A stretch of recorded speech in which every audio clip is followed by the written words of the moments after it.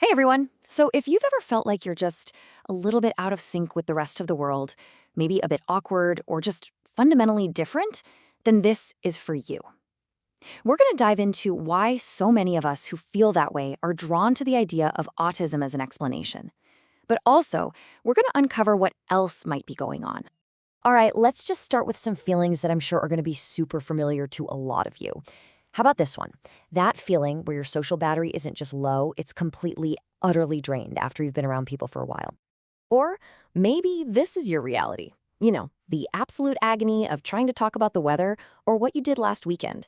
It really can feel like everybody else got a script for life and yours just got lost in the mail. And this one, oh, this is a big one for a lot of people. That constant internal debate club in your head, right? Am I looking too long? Am I not looking long enough? Is this weird? It is just, exhausting. And really, when you get down to it, all those other feelings can just boil down to this one persistent, nagging thought. You're an outsider. You just don't quite mesh with the people around you, no matter how hard you try. Look, all of these experiences are 100% real and valid. And because of that, it's really no surprise that they lead a lot of people to one very popular conclusion. But the truth? Well, the truth is usually a lot more complicated. Okay, so to cut through some of the confusion, let's just create a baseline here. What does a clinical diagnosis of autism actually involve? Let's take a look at the official rulebook. So here's the most important part. It is not about just one thing. A formal diagnosis absolutely requires having signs in two different categories. You have to have challenges with social communication, and you have to have what are called restricted or repetitive behaviors. Both, not one or the other. And it doesn't stop there. On top of those two big buckets, these other conditions have to be met too. These patterns have to go all the way back to your early childhood. They have to cause real, significant problems in your day-to-day life. And, this is a big one, they can't be a better fit for a different diagnosis. All right, so now that we've got our anchor, our solid definition of what we're talking about, let's meet the confusing cousins. We're going to look at a few other conditions that share some of these traits and, on the surface, can look a heck of a lot like autism. Okay, first up is probably one of the most common points of confusion. We're talking about that intense, sometimes totally overwhelming fear you can get in social situations. And here's where it gets really interesting. The behavior on the outside, like, say, avoiding a party, might look exactly the same, but the why behind it is completely different. Are you avoiding it because figuring out all the social rules is just too hard? Or are you avoiding it because you have this deep, gut-wrenching fear of being judged? See the difference? Now let's shift gears to another possibility. This one has a totally different internal reason for wanting to be alone. And again, it all comes down to the motivation. For an autistic person, pulling away from people might come from the sheer struggle of trying to connect.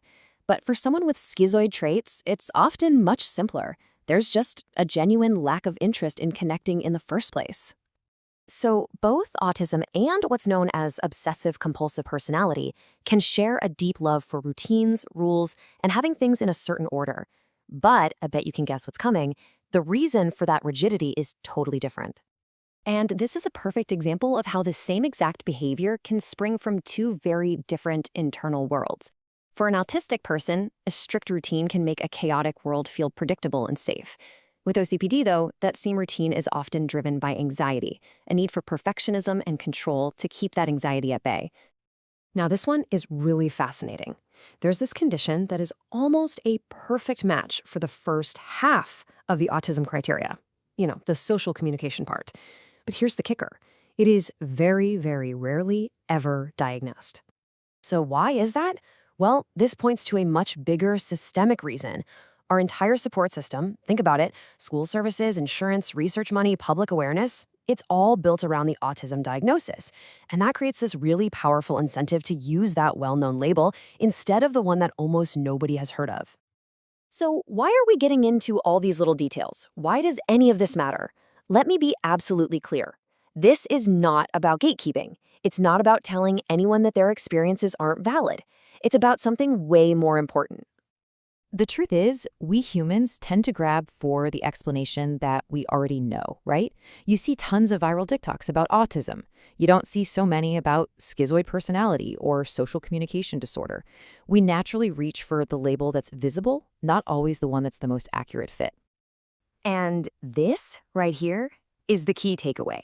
Getting a precise understanding of what is actually driving your experiences, that's what leads to the right kind of support, the right coping strategies, and ultimately, real self-compassion. The label is just a signpost. The understanding is the destination. So please, remember this. If you feel like the autism label doesn't quite capture your whole story, that does not mean your struggles aren't real.